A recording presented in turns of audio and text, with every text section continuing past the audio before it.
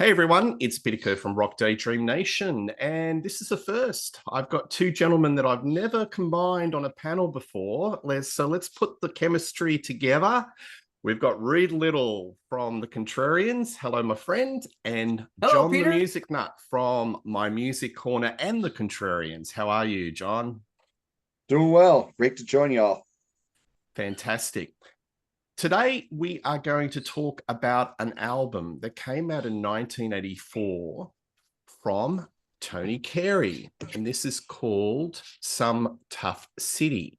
So Tony Carey was known as the keyboardist in the classic Rainbow lineup of 1976. He was in the band for 2 years. Played in a band called Planet P that released an hour prior to this album in 1983. Got a lot of MTV airplay out of various songs, whether it's Planet P or the solo album. It charted in the top 40. So what I'll do is I'll throw it to you, Reed. What did you know about Tony Carey, the person? That's an easy one. Almost nothing. Other than his work on Rising, because he didn't even do keys on Long Live Rock and Roll, did he? He did some session work, apparently. Okay. Did he? Maybe a Okay. couple of tracks. That's it, but left the band. Yeah. Yeah, and I know that many times in interviews, Dio would mention how poorly Richie treated Tony Carey while Tony was in the band. Although I don't know the details of that, but he said it often enough that it was clearly something that still kind of rankled him. And I know that I loved the keyboard playing on Rising, and that is literally all I knew. And even though I was an MTV addict in 1984 when this album came out, I don't ever remember seeing a Tony Carey video. But it's if you don't know who he is, it's a really easy name to overlook. So I might have seen him and just gone, well, I don't know who Tony Carey is, and just not paid attention. Thank you. John, what did you know about Tony Carey? I didn't know who Tony Carey was until I saw the video for Fine Fine Day back in 1984. And that song was getting played heavy on the radio in my area. And First Day of Summer was as well. They were both top 40 hits here in the US. So that was the first time I knew who Tony Carey was. Now, Planet P, the song Why Me, I didn't know that was Tony Carey until years later. And as far as Rainbow Rising, I didn't know he was in Rainbow until many years later. And long before I even bought the Rising album. So my introduction to Tony Carey was seeing him on MTV, and we got MTV in our house in 1984. Yeah. Was that in high rotation? Really saturated high rotation, those songs, John? Fine Fine Day was in high rotation. First Day of Summer, not as much, but they both hit the top 40 in the States. Yeah, yeah. Well, my recollection of Tony Carey was from Rainbow Rising. I went the opposite. I didn't know anything about his hits in America, and it was actually quite a surprise to research and go, wow, he was a bit of an MTV person and had a number of saturated hits. So he was in the classic Rainbow Rising album. I love his keyboard work. Rainbow on stage, you can hear it's very evident. He was only in for a very short time. His tenure wasn't very, I guess Richie was didn't treat him very well. There's a lot of stories about that, but we won't go into it. But my recollection of this album was going to my local heavy metal specialist record store, Utopia Records, and this was on the back counter. And I was looking, Tony Carey, is that the same Tony Carey that was the keyboardist in Rainbow? And it was. So I had an awareness that he had an album, and it wasn't until years later that I went to a record fair and I picked it up. Now you can see this is actually an old AM radio record in their library. You can see it's all been numbered in very good condition. So I don't think it got hardly played in Australia. And yeah, played it. And it's been in my collection for the last 15 years on and off. But as I've done more research on the Tony Carey story, I realized, wow, he had a bit of a career going.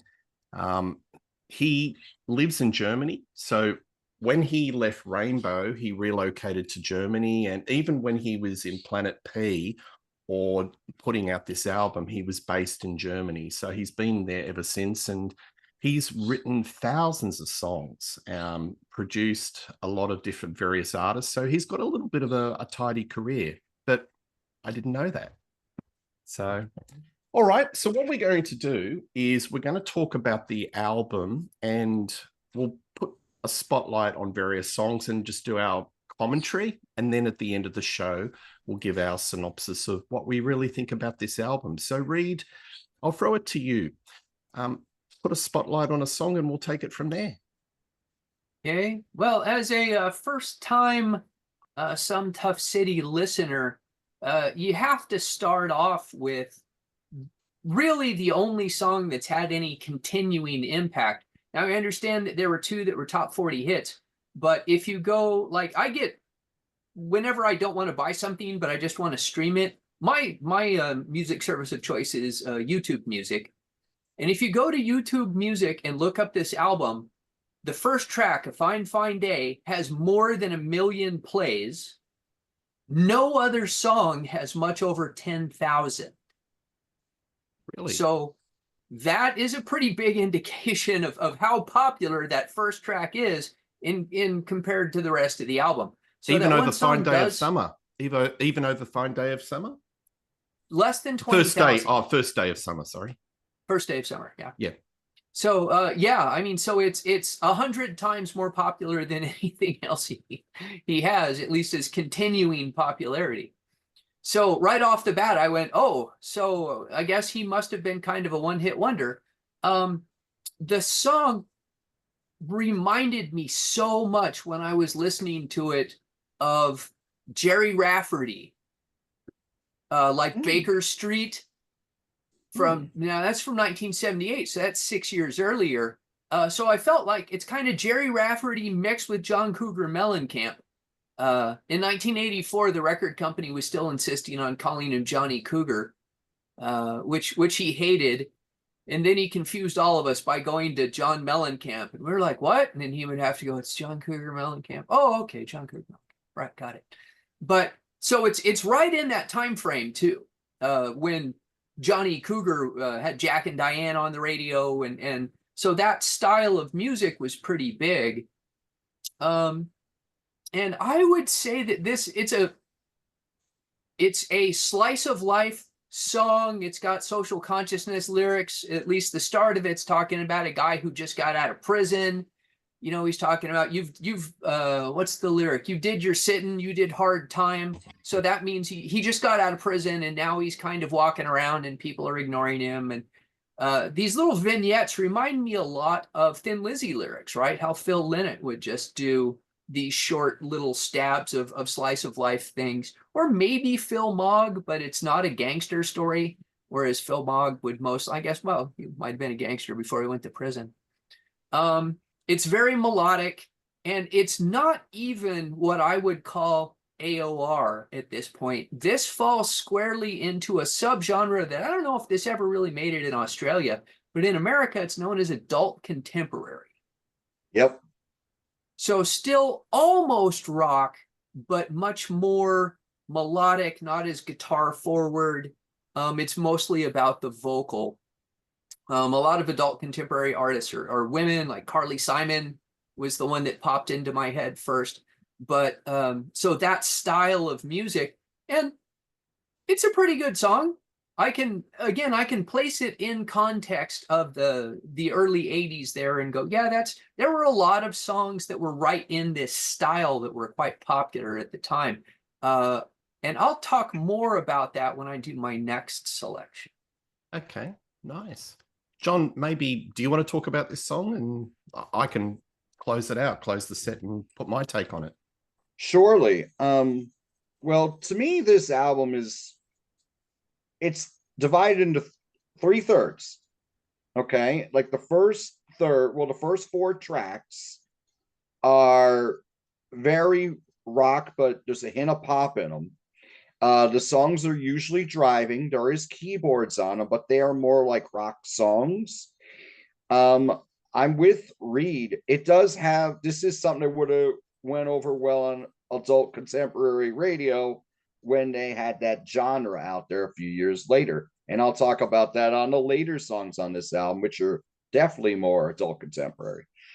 And the second third of the album is more new wave, because there's a lot of new wave elements on this album.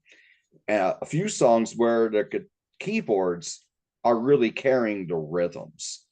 And the third is more introspective, more like adult pop music, but with a lot more grit to it. Like, think Bruce Hornsby, but early Bruce Hornsby, but with more grit and more personable and more storytelling lyrics. Not to say that Bruce didn't do that too, but I think Tony's songs go deeper. Fine Fine Day got played heavy here in the States. And this song is just a great pop song. But it does rock. It has the fantastic chorus. It has the keyboard line, which is really spooky, yet it brings you in. Great lyric. And it has a bit of a new wave feel to it. I could see why this was a huge hit. You hear this song like all these years later, and I only bought this album after you asked me to be a part of this show. And I am so glad I bought it, because this album is great. But this was a hit and deserved to be a hit. And at this time, during the summer of '84, you know who he's opening for? Night Ranger. Night Ranger.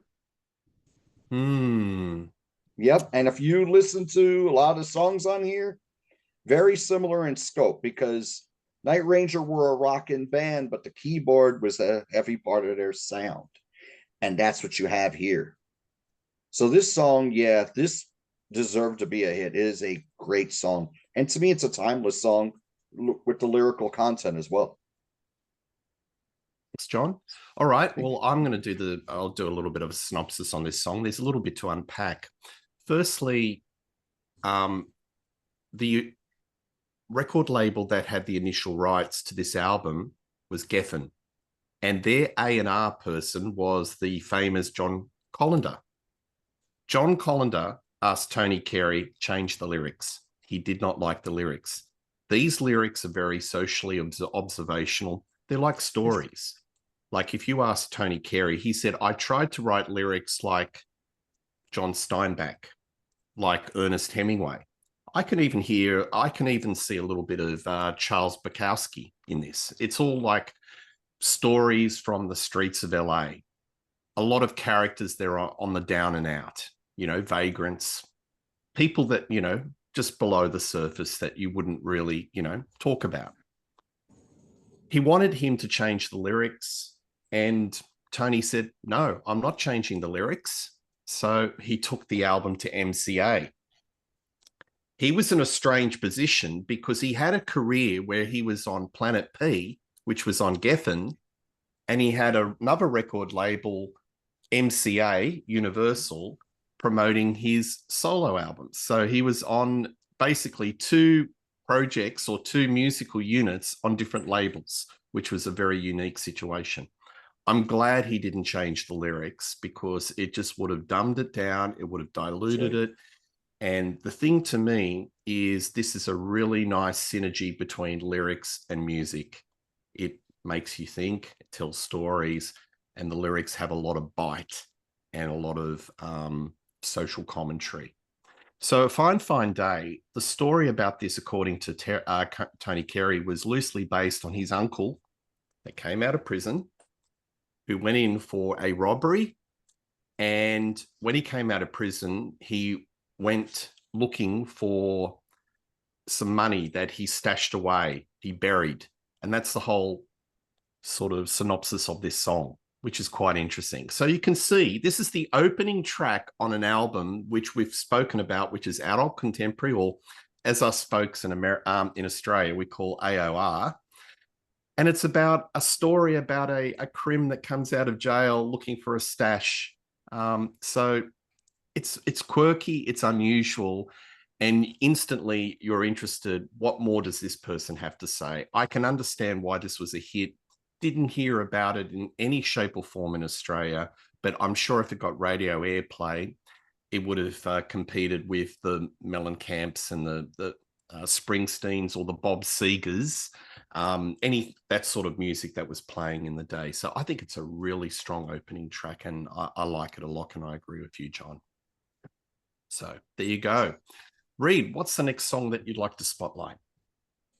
Well, I'm just going to go directly to the second song, which is called A Lonely Life. So I agree with John that this album really has three primary styles of music. Now, I want to adult contemporary and AOR are different enough that I think it helps to separate them. Air Supply is an adult contemporary band. Foreigner are AOR. So a lot more hard rock in the AOR than you get in the adult contemporary.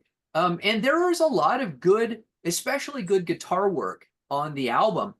And one of the things that, sorry, let me organize my thoughts for a second. I have a methodology when I encounter a new album. I listen to it once, cold. I don't want to know anything about it. I don't want to know the drama behind it. I don't want to know the story behind it.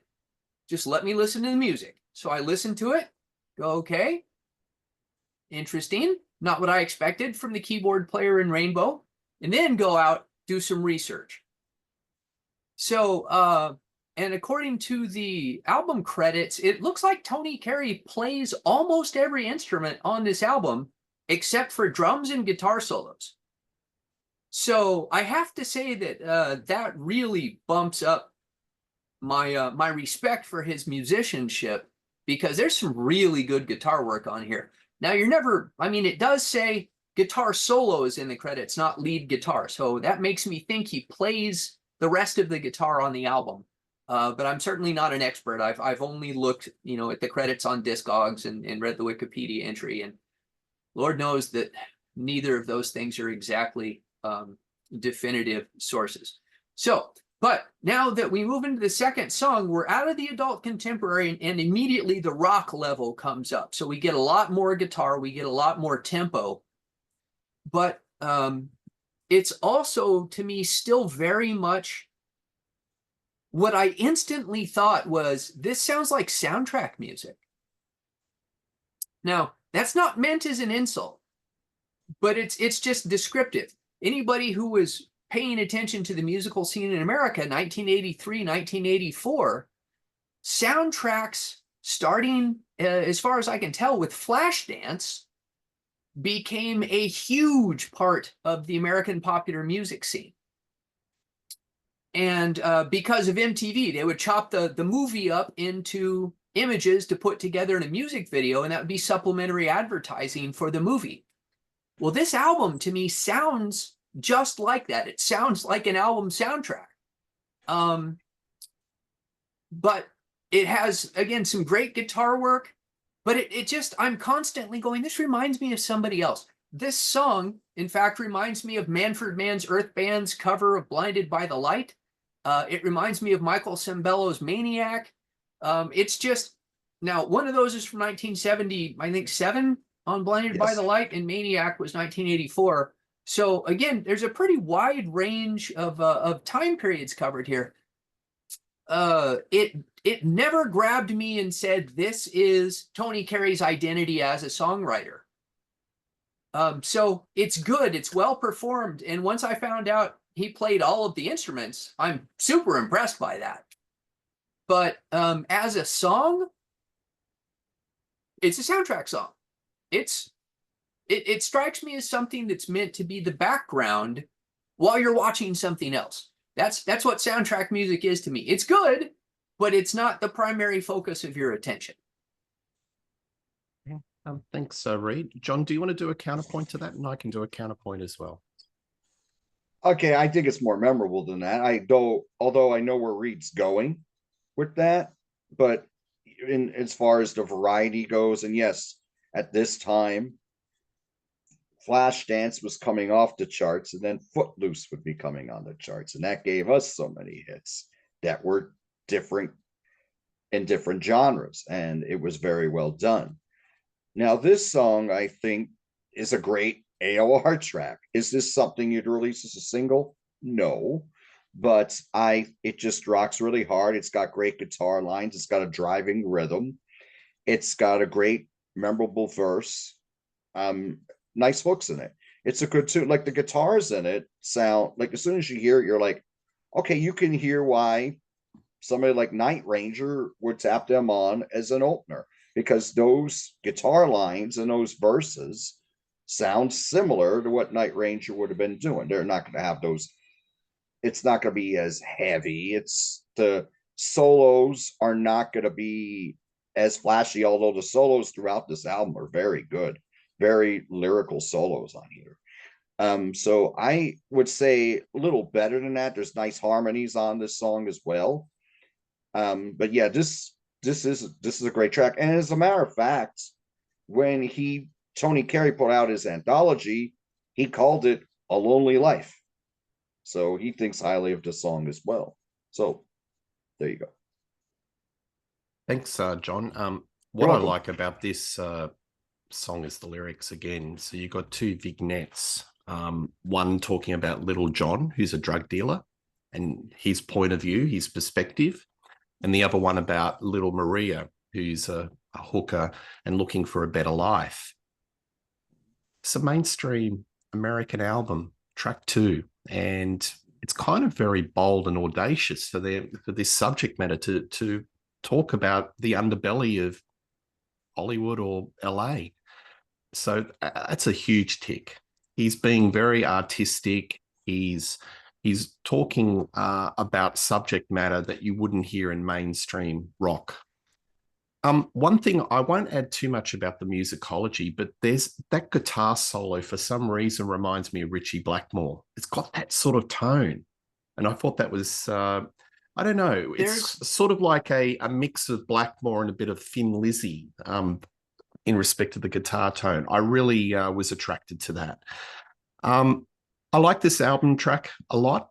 And I think that, again, if this got released as a single, it may have got more, a little bit of traction, may have charted. I don't know. Reed, you were going to say something? So his solos are played by German session musicians. And Ritchie probably has a bigger influence on the continent than he does with American guitarists. 100%. American guitarists even now will almost always tell you that they were influenced by Jimmy Page and Jimi Hendrix. And European guitarists will almost always tell you they're influenced by Ritchie Blackmore and probably Gary Moore or Michael Schenker. So in fact, there's another song later. I wasn't going to bring it out specifically, but the song Reach Out, it actually has an arpeggio in it that's the same arpeggio Ritchie plays in his solo for Highway Star. Yeah. So you can hear the Blackmore influence in the soloing on this album. I doubt that that's what Tony was specifically looking for. I just bet it comes out organically when you get one of these studio guys and tell them to play me a rock solo. They're going to play some Blackmore-esque kind of lines. Yeah. I will disagree about what you said about Blackmore being an influence to American guitarists. I think he was a big influence to American guitarists in the 70s. Because, I mean, you had cats like Eddie Van Halen that cited Ritchie as an influence. You had Joe Perry citing Ritchie Blackmore as an influence. So Deep Purple were at their biggest in the early 70s. They were one of the biggest selling bands in America. So they were up there with Led Zeppelin. They didn't sell as many albums, but they were certainly up there. I agree with your statement with the 80s and onwards, but I think America in the 70s, Blackmore definitely was a very influential guitarist. Well, I mean, I will nuance that a little bit. No matter how much, like, Eddie says he was influenced by Ritchie, and he usually does not. He actually kind of avoids that comparison because he keeps saying Eric Clapton is his guy. Eric Clapton, Alan Holdsworth, sometimes Ritchie Blackmore, sometimes Jeff Beck, but you don't hear it in his playing. He doesn't play anything like Richie Blackmore. You know, Aerosmith didn't play anything like Richie Blackmore. Now, they may have been listening to Deep Purple, but that wasn't in their music. Whereas the Europeans, Blackmore is all over rock from Europe. Well, Van Halen did play Man on the Silver Mountain. They demoed it, and that was in their song list. So we could do a whole different show on this, Reed. So I'll park that to the side. Okay. All right, next track. What do you want to spotlight? Let's go down to one of the new wave tracks. So I thought this was really weird. And the biggest outlier on the album for me is the song Hungry, which is the new wavest of the songs. And I will say that in general, I'm kind of surprised by how little keyboard forwardness there is in the compositions for a guy who was perhaps best known as a keyboard player. There's a lot of guitar on this album, and the keyboard generally plays a secondary role. But in this song, it's very synth forward. He's got sound effects. He's got a synthesizer making the vowel sounds for Hungry in the background. It's got a lot of new wave pop elements. This kind of strikes me as like think of it as like Thomas Dolby, but with more guitars than Thomas Dolby would have in one of his compositions. So again, I'm hearing a lot of contemporary artists synthesized through Tony Carey's personal filter on this album, but it's way more synth heavy than anything else on the album. Nothing else has those sound effects. And it's a very interesting song. I think it's a little repetitious, which you get with, I mean, that was just the new wave thing, repetition, because it was also intended to be dance music at the time. So you get a lot of repetition. I think it's a little bit too long. But it's definitely an ear grabber because it's so different from the songs that precede and follow it. Okay. John, what song would you like to spotlight next? All right, let's stay on the new wave theme here. Now, this was on the original album, but I believe on some other CD reissues, it was not on there. It is on my 2018 CD from Renaissance Records when it was reissued. Say It's All Over. Okay. Now, as Reed mentioned about Hungry, very new wave.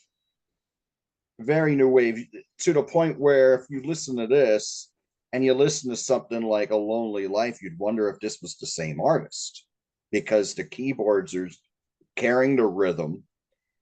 They have them in the backing vocals, just like they do on Hungry.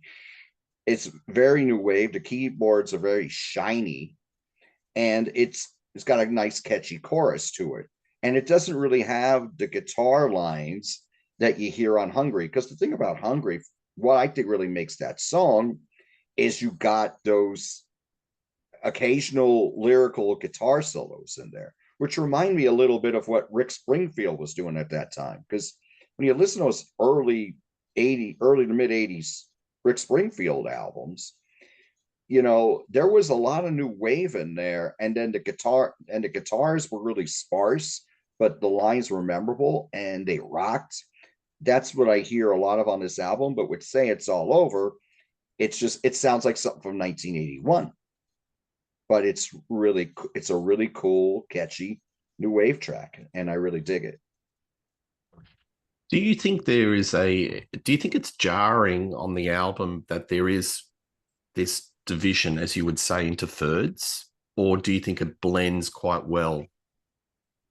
I think it blends well. And maybe some people would think otherwise, but when I hear a musician doing this type of music and all the songs are very good, it makes me appreciate it all the more. Oh, and just one more thing, Planet P, that was Tony Carey.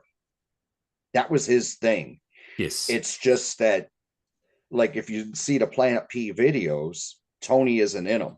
And that was part of the contract, because that was part of the contract that he had, because he could do his solo stuff, but he couldn't promote the Planet P stuff, and he couldn't appear in the videos. So Say It's All Over is a little closer to what he would do at Planet P, because Planet P is really heavy synth. Yeah. But just to acknowledge that. But yes, this is very new wave, and but I don't think it hurts the album. But now remember, 40 years ago, we're looking at this retrospectively. I don't know how it would have felt in 1984, but I know with so many years of listening to music that I think it's a plus for this album. I think that's what I really like about it, that it has those 3/3 and everything is done really well. Yeah. I think if the album came out later, it wouldn't have been successful. I think it was just at the right time. If not, maybe it could have come out in 83 and 82 and may have been even a bigger hit. Just retrospectively looking at the musical climate and the sort of acts that were out there. But I don't think this album, if this came out any later than 84, would have been as big as what it was in America. The song that I want to sort of focus on, and it, to be quite frank, has been an earworm in my head all week, is The First Day of Summer. That song is catchy as hell. The synth riff, the whole song is just so damn catchy, and I can understand why it was a bit of a hit. It's a Trojan horse song. I call them Trojan horse songs, where at superficial level it looks all very summery and happy and positive, but you dig deep. It's a story about delinquent kids, street kids, and their point of view, you know, on the first day of summer. Tony Carey sort of explained it, that he sort of explained the metaphor of the first day of summer is where everybody knows you and you feel really important. It's like a change of season. And, you know, he's sort of pumping up the tires of these street kids on the first day of summer, that they felt something special, even though they were kind of down and out and sort of their life was, you know, very dissimilar to yours and I. You look at the video. The video is extremely deceptive. The video has nothing to do with the lyrics. You've got basically bikini models and a series of shots in a pool. So I can see that MCA or the A&R had a lot more to angle this. They probably thought, Tony, we can't do a video about street kids going through the back streets of LA. I know Tony, in his interviews, hated the whole thing about video. And that's why his career probably didn't go to the stratosphere, because I think he was very much of the 70s. And he said, look, I'm of the 70s. I love bands like Led Zeppelin, Pink Floyd, where there was a mystique. I don't like doing videos. So he was sort of dragged kicking and screaming to do these videos. And to be quite frank, if those videos didn't come out, I don't think it would have charted, would it? No? In 84? No. Probably wouldn't have. Right, because by that point, it was more about the video. Absolutely. But this song's very new wave. It's pop. It just pops out of the speaker. And it's earworm. And I love it. And it's still in my head as I'm talking. So I need to probably talk to someone after I get off this show. But yeah, I love this song. It's a great one. Maybe Reed or John, I'm sorry I'm being a bit bold. If you want to talk about this song, what do you think of this song? Reed, you want to go first? Yeah, I mean, I know we're going to give our overall impressions on the album later, and I'm trying to stay away from that. It's really hard for me to not talk about the album as one unit. I will say that this song, as I say that this album reminds me of soundtrack music, this song was on a soundtrack. Yes. So Secret Admirer, the movie was Secret Admirer, yeah. C. Thomas Howell teenage movie. Yeah, although interestingly, not until the year after the album came out, so it was not picked up immediately. But you know, it's okay. It reminds me, although tonally it's very, very different. It's kind of like Y&T's Summertime Girls. No. Yeah, I'm talking about on the album.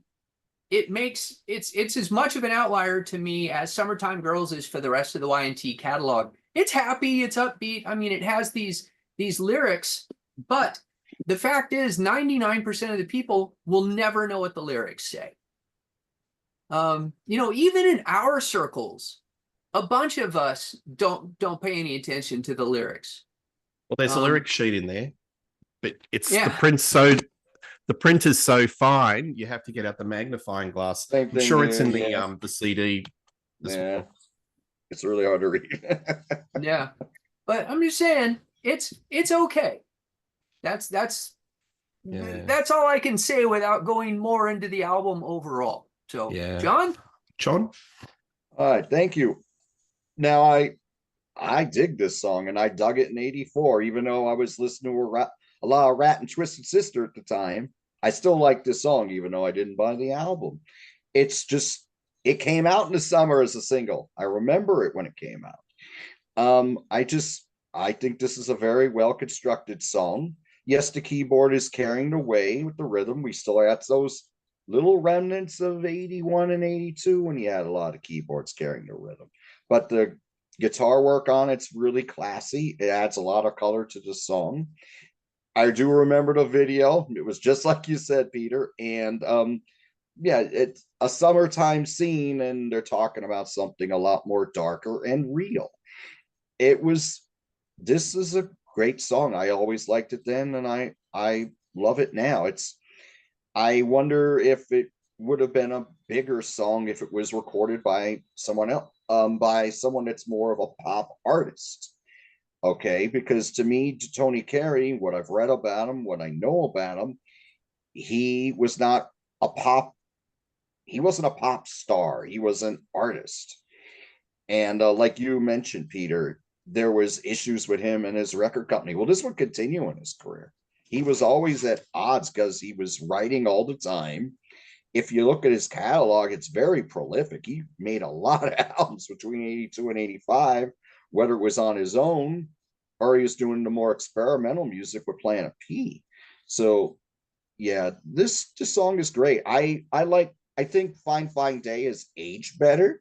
You do hear this song, it does scream 1984. And I saw Secret Admirer in the movies, by the way. And I do remember when it was played in there. And it was a cool movie for its time.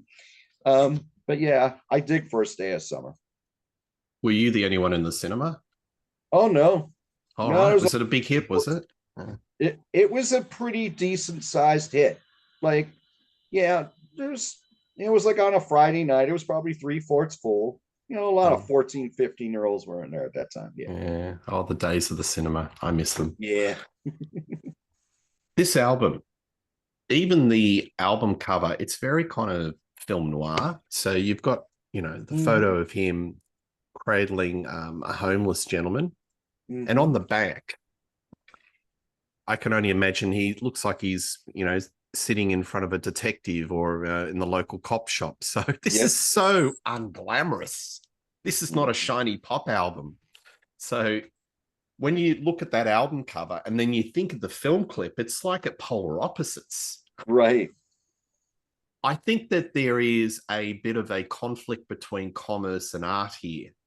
I can imagine that there is a lot of push and pull between him and the record company as to, the direction.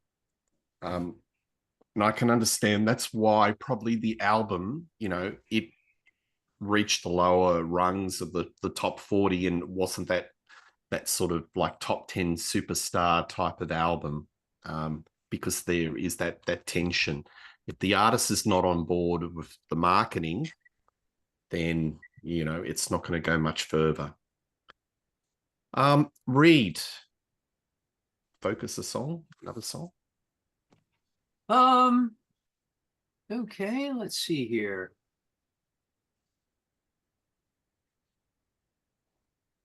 All right. Well, I'll do another song, but I can't do another song without going into the overall album. So let's take off the reins so I can talk about the album as a whole here. Because I'm running out of things to say about these songs because they're very generic to me. Now, this is my problem with this album is, and I know again, as John Riley pointed out, it's 40 years after this album came out, but every track I listen to and go, what does this remind me of? And I can name 2 or 3 other artists that sound like this song. Like, let's see here. I'm just listening to Flashdance over and over again. I just kept thinking, this is like Michael Cimbello's Maniac. It reminds me of music that would go on the Flashdance soundtrack. Or there's one that Tinseltown reminds me of Greg Kinn's breakup song. I thought Has that this too, little actually, Reef. Yeah. So it's just, I mean, over and over again, I'm going, this reminds me of somebody else. I don't think it has a strong identity other than his lyrical content. And I love lyrics. I'm a lyric guy, but you have to hang the lyric on interesting music. And the music, to me, is studio musician music. It's very well played, but it has the generic sound. This sound could be on any Toto album. It could be on, again, any song from the Flashdance soundtrack, or for that matter, the Footloose soundtrack, or the Top Gun soundtrack, because they were all using the same gear in the studios. They were all getting the same sound. So all that gives it as an identity is Tony's vocal performance and the lyrics. So that makes the 3 strongest songs the ballads, which are Fine, Fine Day, Some Tough City, and She Can Bring Me Love. The problem is I don't like any of those songs particularly. And not that they're bad songs. I think that the entire album is a very high quality piece of work. It's just not my thing. And I had a really hard time preparing for this chat because I was listening to this and going, it's fine. It's fine. I would, if somebody played this in the car while I was driving someplace, I'd be fine. If I was buying groceries and this came on over the store, I'd be fine. Would I sit down and listen to this? Never, because it's not my thing. Now, that doesn't mean that it's not somebody's thing. I mean, if it's your thing, then that's cool. But yeah, I really just over and over again, every time I heard a song come up, I would think of another song, and I invariably went, I would rather be listening to that song than this one. All right. I would rather listen to Manfred Mann's Earth Band's version of Blinded by the Light. That's a great song. So that's it. I mean, Tony. Oh, and by the way, immediately after this album came out, Tony did start doing soundtracks. So I am not just coming out of nowhere with the soundtrack thing. That's where his career went. So yeah. You can see that all happening. Well, I think if Tony was going to do his version of Flashdance, it would have been probably a street kid from the wrong side of the tracks in a very film noir type of landscape. I think he'd put a bit of a dark spin on the Cinderella Flashdance story. John, the music nut, spotlight a song and then maybe your synopsis of this album. Okay, She Can Bring Me Love, the album closer. Now, this is the piano ballad on the album.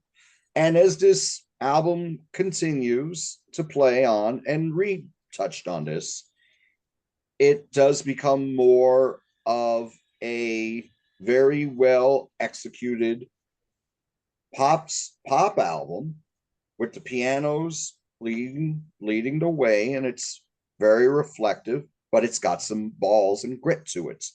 This is a great ballad. It's very emotional. It's got a very nice bridge in it.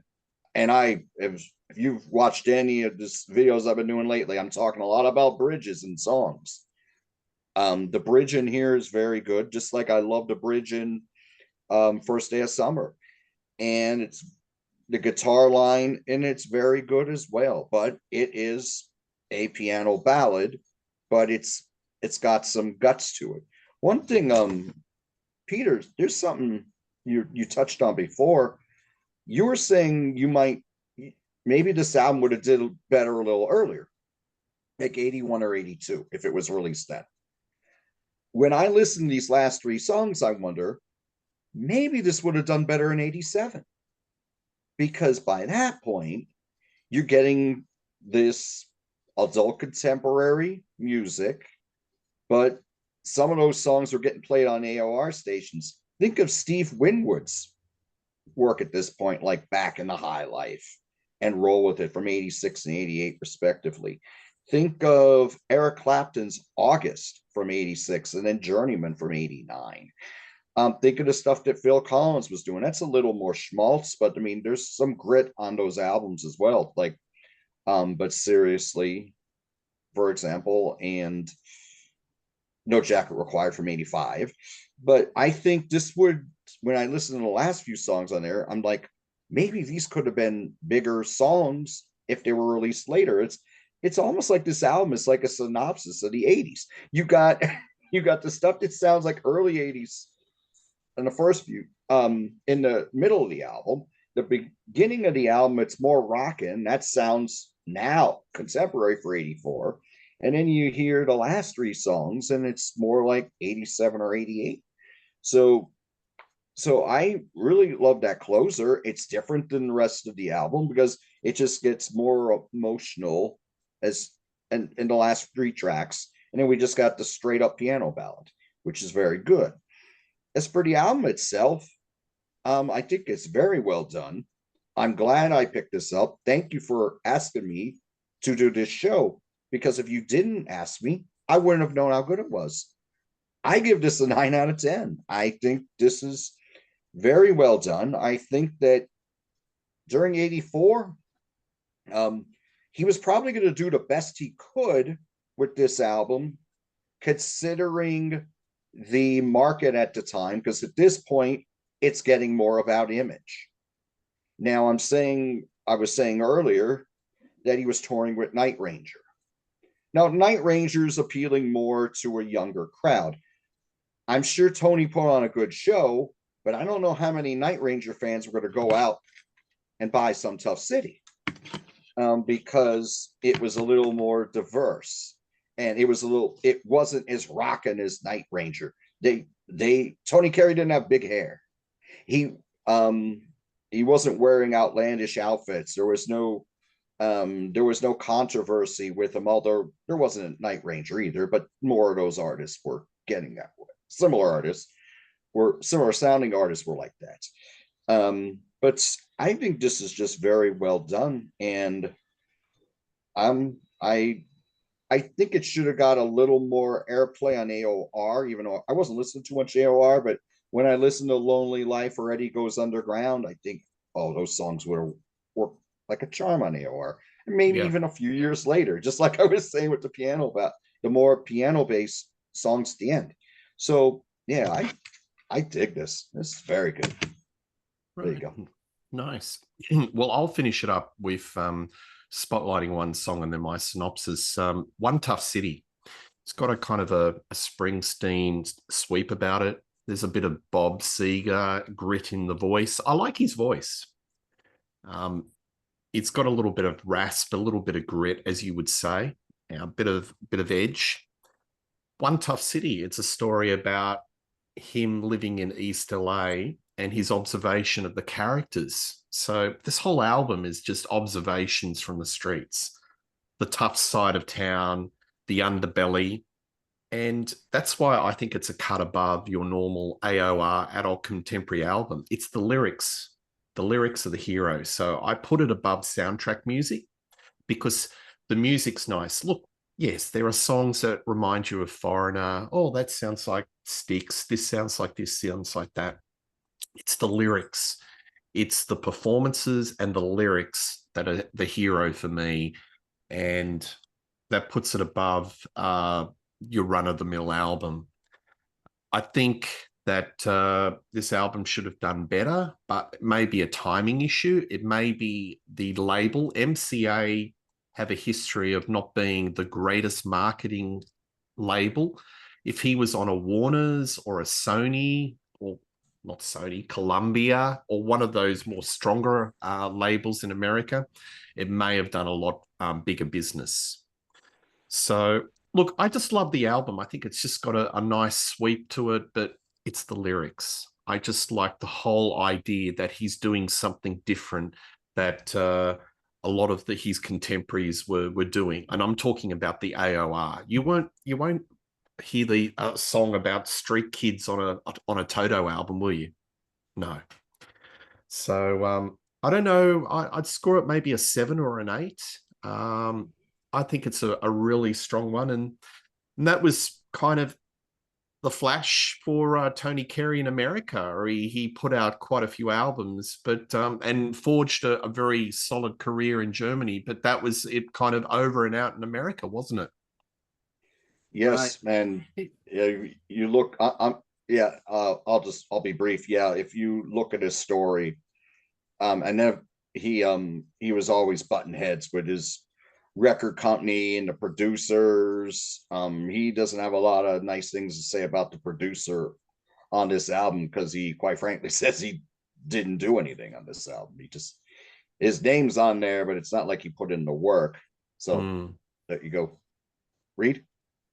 Oh, I was going to say, I do want it, because I keep getting back to Flashdance. I think it's fascinating to compare Michael Cimbello and Tony Carey, because Cimbello's song Maniac was about a mass murderer.